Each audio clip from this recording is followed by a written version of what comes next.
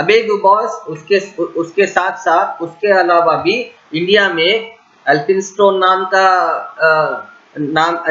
का ब्रिटिशियन आया, उसके बाद पोल्स नाम का ब्रिटिशियन आया, उसके बाद ब्रोक ब्रोक नाम का ब्रिटिशियन आया, उसके बाद कनिंघम, उसके बाद एलॉयड, उसके बाद डॉसन। ये सारे लोग इंडिया को आए, यहाँ पे रहे, यहाँ पे उन्होंने इंडिया के हालात को देखकर अब इंडिया की हिस्ट्री पर उन्होंने किताबें लिखी। ठीक है, introduce the different stages of Indian history. Francis Buchanan and Carl Weeks and Mackenzie and B.L. Rice and Fleet and also other European scholars have successfully recorded and preserved inscriptions, manuscripts, chronicles, testimonies and contemporary events for the reconstruction of Karnataka history. इसके अलावा भी Francis Buchanan और Paul Vicks और McKenzie और B.L. Rice और fleet और इसके अलावा भी दूसरे यूरोप के रहने वाले स्कॉलर्स इंडिया पर स्टडी करे, अच्छी और अच्छे बेहतरीन अंदाज में स्टडी किए और उन्होंने अपने स्टडी को अपने बुक्स में लिखा। ठीक है, यानी जो चीज़ें उन्होंने मालूम की हिस्ट्री से उन्होंने अपनी किताबों में लिखी, यानी इंडिया के हिस्ट्री पर उन्होंने किताबें लिखना शुरू किया।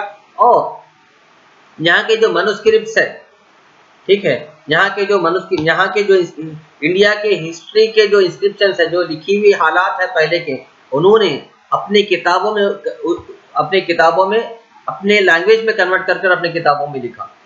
ठीक है, क्या लिखा कि भाई इंडिया में ये दौर में ये बादशाह गुजरा, ये दौर में ये लोग गुजरे, ये फलां दौर में इतने 100 साल पहले ऐसे लोग गुजरे, उनकी ये लिखावटें हैं, उनके ये वसीयतें हैं, उनकी लिखी हुई चीज़ें हैं। और उसके अलावा भी कर्नाटक पर रिसर्च करने वाले ये सारे लोगों में बहुत से लोग ऐसे भी हैं जिन्होंने कर्नाटक की हिस्ट्री पे रिसर्च किया।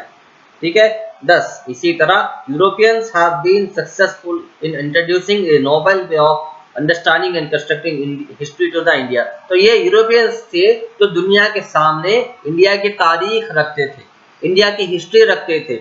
In this way they have provided Indians a new process of thinking and a new perspective to construct history।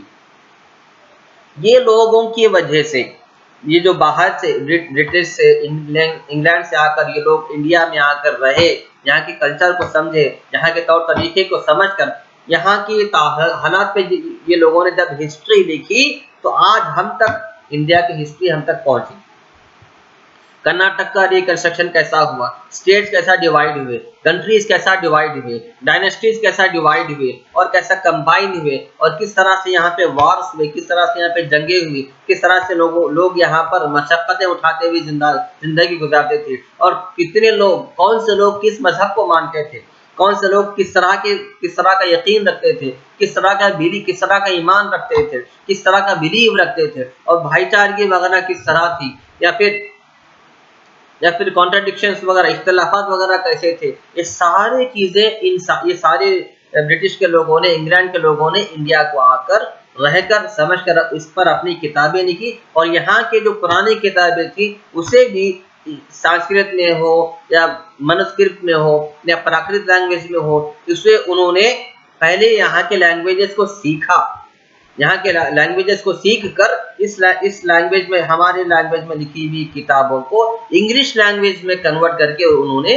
Translate करके उस पर उन्होंने बुक्स लिखी। तो इतनी मेहनत वो लोगों ने की इसलिए ताकि हम तक हिस्ट्री पहुंच सके। अब हमारा भी काम है कि हिस्ट्री की जो पुरानी किताबें हैं, जो हमारे सिलेबस में है, उसे हम अच्छी तरह पढ़ें, अच्छी तरह समझें। यहाँ पर आपका चैप्टर एंड होता है। इस चैप्टर के सारे वीडियोस, जो 5 वीडियोस है, बार बार देखें, बार बार रिपीटेडली उसे समझने की कोशिश करें और आपके एक्सरसाइज के आंसर्स प्रैक्टिस करें।